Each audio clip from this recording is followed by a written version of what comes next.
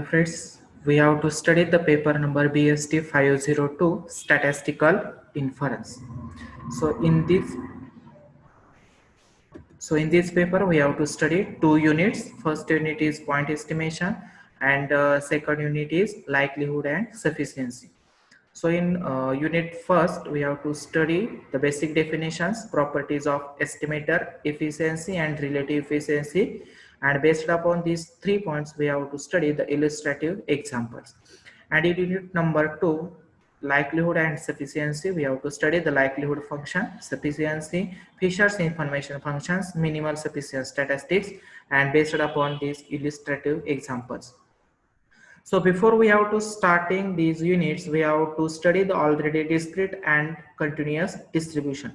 So in discrete distribution, we have to study the countably finite sample space distribution and countably infinite sample space distribution. So we have to know the all properties of this distribution, that is mean, variance, PGF, CGFs, and characteristics functions. So shall we start the unit number 1, point estimation. So in point estimation, firstly we have to study the basic definitions. So first definition is parameter. So what is meant by parameter? Parameter is the population constant, that is the constant of probability distribution of the population is called as a parameter. For example, if X is binomial variate with NP, then N and P are the parameters. Another example, if X follows Poisson variate with lambda, then lambda is the parameter. So another definition is parameter space. The set of all possible values of the parameter theta is called as parameter space. It is denoted by capital theta. So this is the notation of capital theta. For example, if X is a binomial variate with NP, then its parameter space is N is positive integer and the value of P is 0 to 1. So 0 to 1 is the parameter space of P and all positive integer value of N is the parameter space. So next definition is statistics. Let x1, x2, xn be a random sample from a population with PDF or PMF f of x theta. Theta belongs to parameter space. Then any function of sample observation, say Tn, T of x1, x2 up to xn, which is independent of population parameter theta, is called a statistics. So next definition is estimator. The estimating function T of x1, x2, xn is called as an estimator.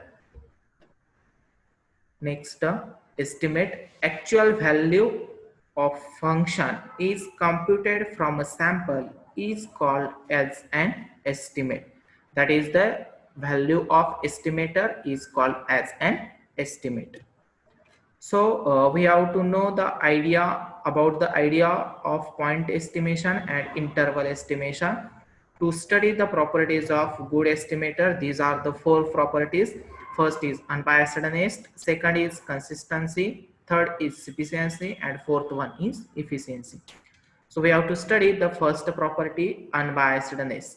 So what is meant by unbiasedness? So unbiasedness is a property associated with estimator behavior for finite n. If the mean value of estimator is equal to unknown parameter theta, then it is considered as unbiased estimator. That is, if we find mean value of any distribution and it's equated to unknown parameter theta, then it is said to be unbiased property. So what is the definition of unbiasedness? An estimator T of x1, x2, xn based on random sample x1, x2, xn from f of x theta, where theta belongs to parameter space, is said to be unbiased estimator of parameter theta if expected value of T of x is equal to theta. Sorry, here missing value of theta. So expected value of T of x is equal to theta, then T of x is an unbiased of theta.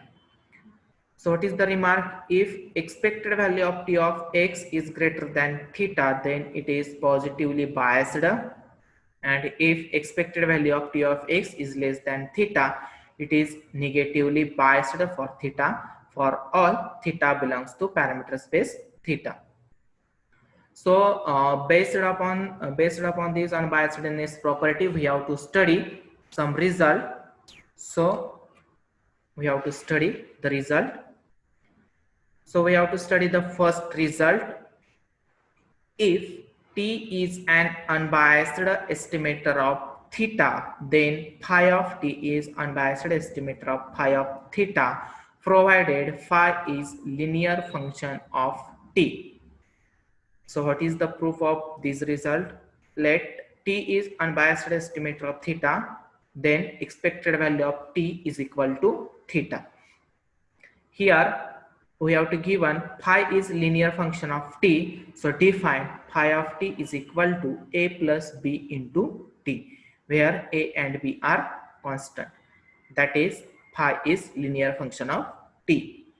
So we have to taking expectation of phi of T. So expected value of phi of T is equal to expected value of A plus B into T. So A plus B into expected value of T, and expected value of T is equal to theta. So here we have to substitute expected value of T is equal to theta. So A plus B into theta. So phi of T is equal to A plus B into T. Then phi of theta is equal to A plus B into theta. So thus if T is an unbiased estimator of theta, then phi of T is also unbiased estimator of phi of theta, provided phi is linear function of T.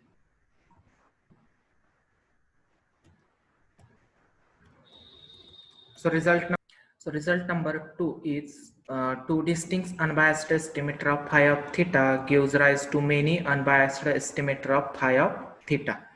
So let phi of T1 and phi of T2 are two distinct unbiased estimator of phi of theta. That is, expected value of phi of T1 is equal to phi of theta, and expected value of phi of T2 is equal to phi of theta.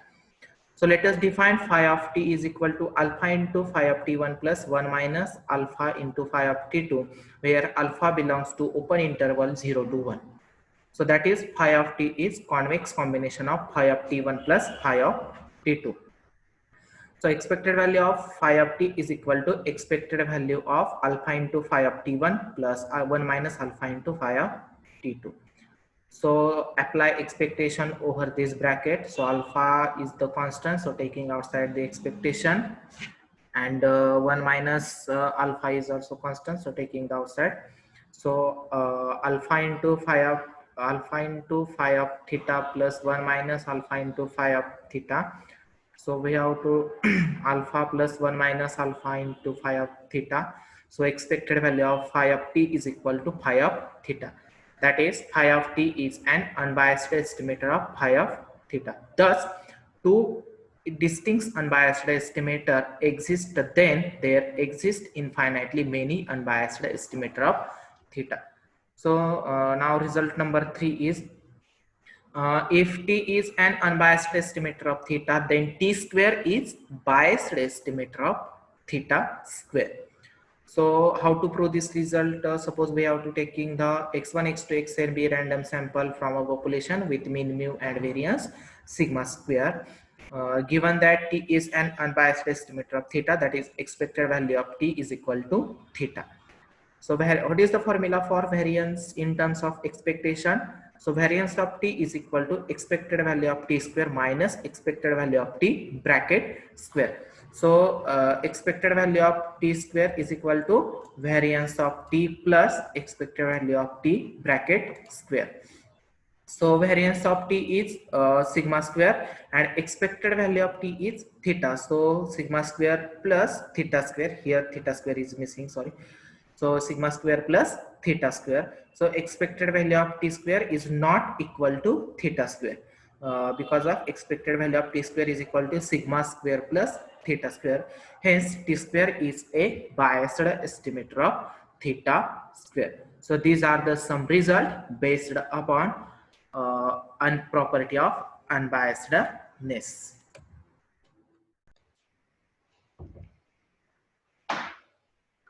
Hello friends. Now we have to study the numerical examples based upon unbiasedness. Okay, so first example is show that sample mean square is an unbiased estimator of population variance. So here we have to taking the formula for sample mean square. It's summation xi minus x bar bracket square divided by n minus 1. So taking expectation on both sides, expected value of x square is equal to expected value of summation xi minus x bar bracket square divided by n minus 1. So formula for uh, sample mean square, summation xi minus x bar bracket square divided by n. So this is the formula for s square. So substitute the value of summation xi minus x bar bracket square by n s square. Okay, so uh, n divided by n minus 1 into expected value of s square. So n divided by n minus 1 into expected value of s square is n minus 1 divided by n sigma square. So we have to cancelling these two terms. Now example number 2, let x1 x2 xn be a random sample from normal population with the mean mu and variance 1. Show that t is equal to summation xi square divided by n is unbiased estimator of 1 plus mu square. Okay, so how to prove this result?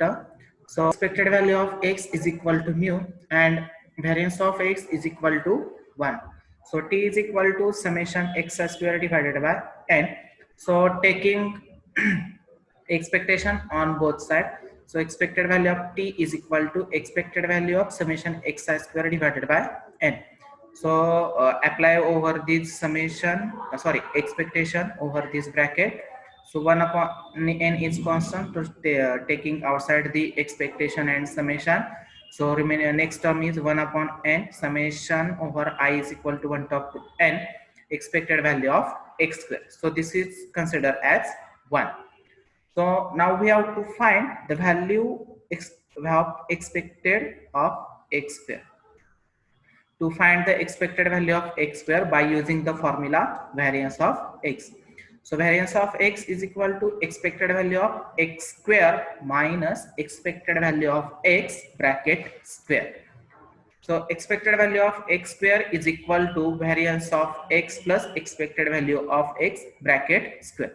So we all know value of variance of x is equal to 1 and expected value of x is equal to mu.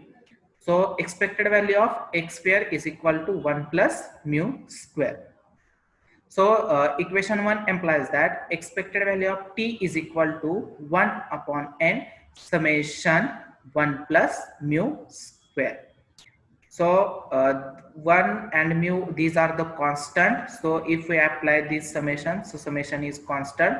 So 1 upon n and this summation gets cancelled. So expected value of t is equal to 1 plus mu square. Hence t is an unbiased estimator of 1 plus mu square. Now next example is if x follows Poisson lambda and phi of lambda is equal to e raised to minus 3 lambda, show that t of x is equal to minus 2 raised to x is unbiased estimator of phi of lambda. That is to show that the expected value of minus 2 raised to x is equal to e raised to minus 3 lambda. So we have to given that x follows Poisson lambda. Therefore, the value for mean and variance is equal to the lambda. So expected value of x is equal to variance of x is equal to lambda. So we know the PMF of Poisson distribution. So P of x is equal to e raised to minus lambda, lambda raised to x divided by x factorial. That is, and x is greater than or equal to 0 and lambda is strictly greater than 0. So now taking t of x is equal to minus 2 raised to x. So directly we have to taking the expected value of t of x is equal to expected value of 2 raised to x. In terms of expectation, we have to, it can be written as, if we have to, the result, expected value of x is equal to summation of x into p of x. So similarly, we have to taking the summation minus 2 raised to x into p of x, that is e raised to minus lambda, lambda raised to x divided by x factorial. So this summation over the x, so e raised to minus lambda is constant. So taking outside the summation, the next step is e raised to minus lambda summation over minus 2 lambda raised to x divided by x factorial. So e raised to minus lambda into e raised to minus 2 lambda. Uh, so this is nothing but your next, so e raised to minus 3 lambda, minus lambda minus 2 lambda minus 3 lambda. So expected value of minus 2 raised to x is equal to e raised to minus 3 lambda, and the e raised to minus lambda, e raised to minus 3 lambda is the phi of lambda. So hence minus 2 raised to x is unbiased estimator of phi of lambda, which is equal to e raised to minus 3 lambda. Next example is, so similarly we can solve the following example. Let x1, x2, xn be a random sample from exponential distribution with mean theta. Show that x bar n is unbiased estimator of theta. Another example, for Poisson distribution with parameter theta, x bar n is unbiased estimator of theta, where e raised to minus x bar n is not unbiased estimator of e raised to minus theta.